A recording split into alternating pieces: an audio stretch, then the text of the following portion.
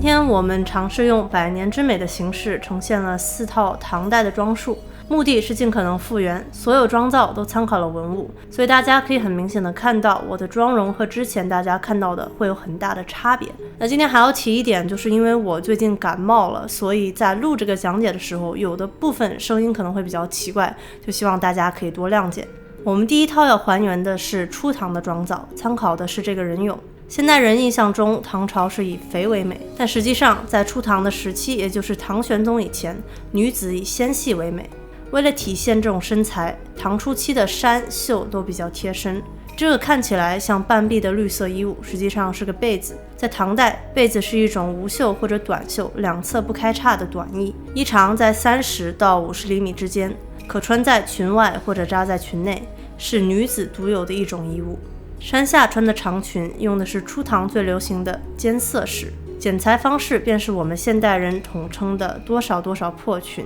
是将布破成多个直角体再合并而成。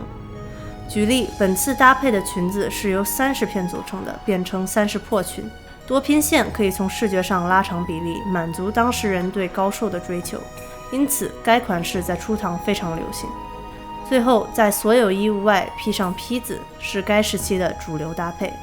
发型上流行将头发中分，高束为2髻，再在发髻上簪戴一个假髻，形成一左一右相互对称。这种梳头方式从东晋传承而来，是有唐一代的主流梳头方式。唐代假髻的品种繁多，这次装束所用的2枚从初唐高祖时期延续下来的经典品种，可对应文献中的反挽勒油髻，现代人多称为双罗髻。妆容上，初唐流行眉头弯曲，后面平顺，2眉靠得比较近，眼尾拉长上翘，内眼角下扩，红粉打在眼下、眼尾、脸颊位置，红唇稍满，再在额间点上花钿，这样能让视觉中心集中于眉心的位置，配上高髻，能显得人更加高瘦，气场强大。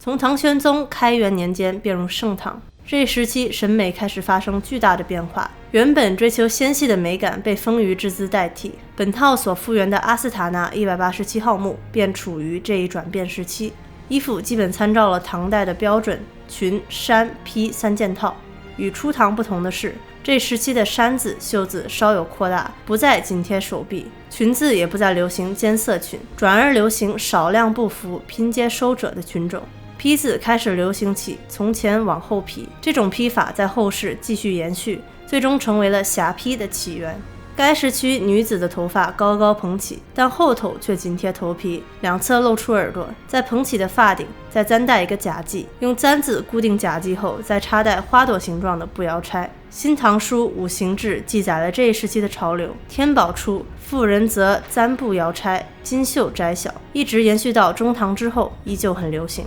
对比初唐的气场强大，这一时期的妆容更加温婉，眉毛变粗，画的时候并不集中，而是分层而画，眉头聚拢成尖，上翘，眉尾扩散，下压。唇部基本延续了初唐的画法，上唇轻微超出，画成更加饱满的花形，嘴角稍留空白。细长的眼睛一直是古代人的追求，内眼角稍下，眼尾轻画，并不做过多的延长，配上阴影区的红粉，看上去有一种微醺的感觉。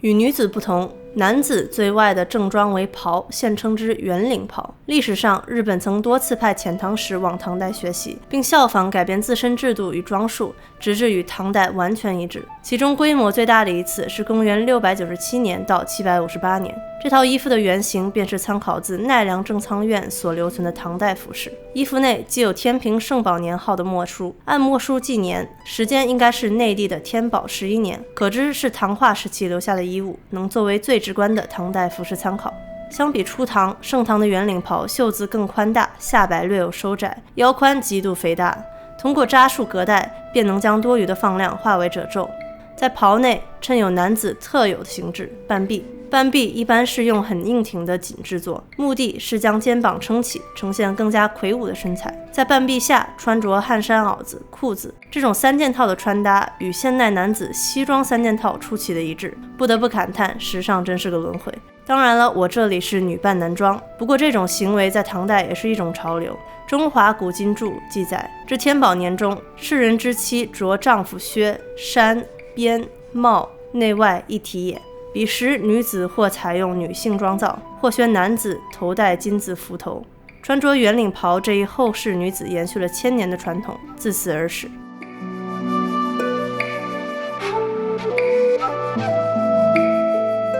最后一套我们还原的是《簪花仕女图》其中的一个造型。这幅画的具体绘制年份在学术界有着较大的争议，有人认为是中唐或晚唐所绘，有人认为是宋代所绘，但目前比较受到认可的说法是5代南唐，即公元907年后。有唐一代女子共2类外套，一种是被子，另一种则是披袄。披袄作为单层时被称为披衫，这种外套在中唐时期忽变为大袖式，但衣长却不过膝盖。进入5代后，衣长与袖宽持续加长，直到脚面，正式形成了我们现在看到《簪花仕女图》中的样子。这一时期发髻高耸，前插带步摇钗，步摇钗在延续弹簧连接花朵与钗角的结构外，又加入了流苏这一经典元素。相比晚唐流行的佛光普照般的满头花叶簪钗，5代时期的簪钗开始简约化，因为发髻变大，分为上下2组，眉毛形如鹅齿，高绘于正常眉际之上。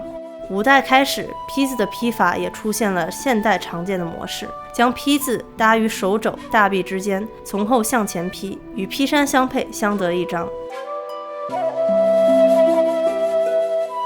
好了，那今天我们的唐代女子图鉴就分享到这里了。之所以要做这一期视频，一方面是因为我自己最近对唐代服饰很感兴趣，同时也是因为我很少看到有人做关于唐代装束的视频。我认为唐代是值得每个汉服爱好者都好好研究的朝代，但因为时间有限，还有很多没有提到的装束，大家感兴趣的话可以自行上网了解更多。如果大家喜欢本期的内容的话，记得要一键3连哦。反响好的话，我后续会再考虑出其他朝代的盘点。那么我们本期视频就到这里啦，下期再见哦，拜拜。